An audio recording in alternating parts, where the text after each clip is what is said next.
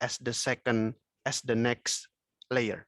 Okay, to make it clearer, I want let's do it. Okay, pick layer tops, this one. We can select the type of the layer later. So in this case, we will start with this picking first. We can change from TVD to MD here. Okay. And then I want to place the next picking here because it shows the significant stress changes. And then here, and then here, we can switch the depth. And then maybe here, here, and then here. And then let's go down. Significant here, and then here. Okay, it's not that difficult. So this horizontal stress really helps us to do the picking.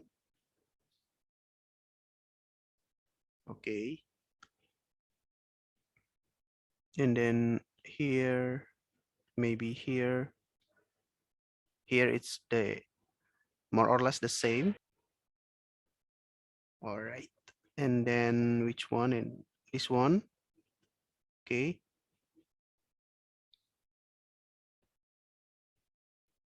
Yeah, let's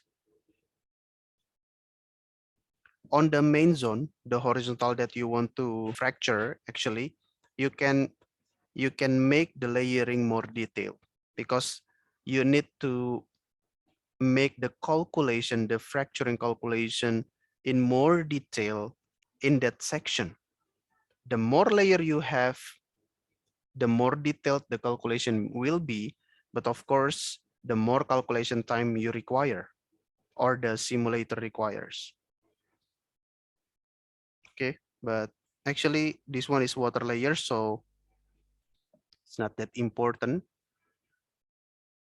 Okay, so these are the 27 layers that I picked up. So let's name them. Fill down. We start with shell, so everything will be considered as shell.